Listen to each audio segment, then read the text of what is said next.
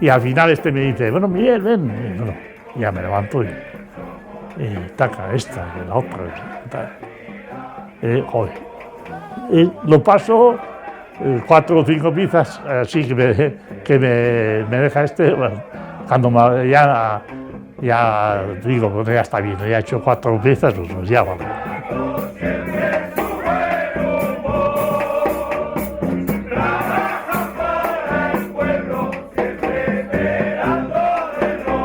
Y como un enano, disfruto ahí, está bien.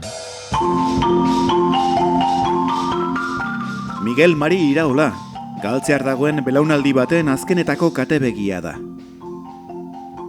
Baina, katea ez da puskatuko, halere.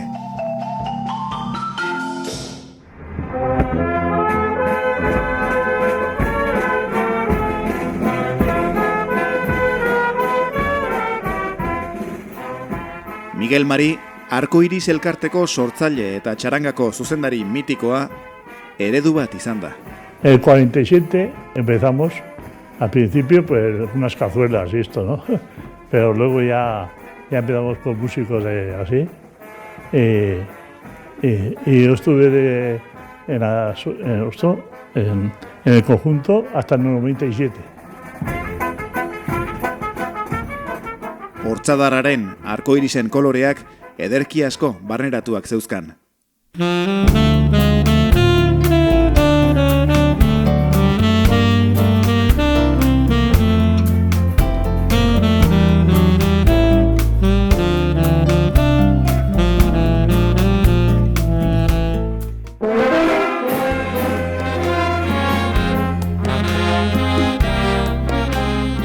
Eta galtzan dinaban eran zer da.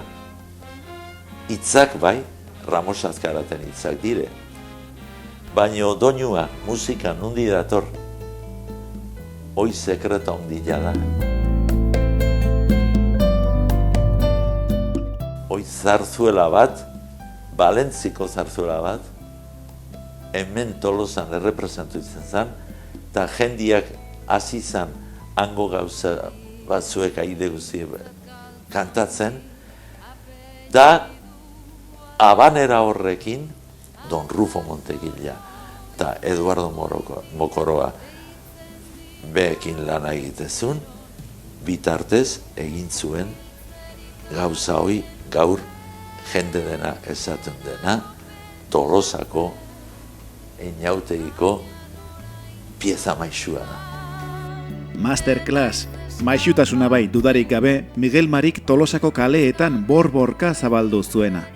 Miguel Mari es un hombre que ha vivido con una intensidad su charanga, la dirección era para él ni la lotería ni aunque le tocara, para él era tan importante como ser director de la tamborrada y ser director de la charanga.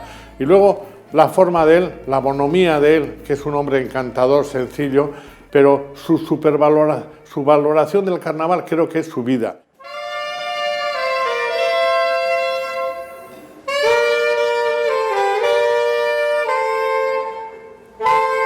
Miguel es así, un gran arcoirista, con su charanga habitual y su batuta. Miguel Mari halakoa zelako, inauterizale fina, eta jendeari inauterizaletasun hori, alaitasun hori txertatzen bazekiena. Juanito Lope ere kate horretan sargenezake. Eredugarri den kate horretan. Haien oroitzapena, haien memoria hori 2017 honetan hainbat eta hainbat ekintza bidez ekarriko dugu gogora. Uzten gaituztenek zer irakatsi asko uzten digutelako, baina aurrera begira ere erronkak jartzen dizkigutelako. Horri eutxita bildu gara eta bilduko gara aurtengo honetan eta aurrerantzean ere haien jira bueltan. Etorri, goazen denok honekin gozatu eta disfrutatzera.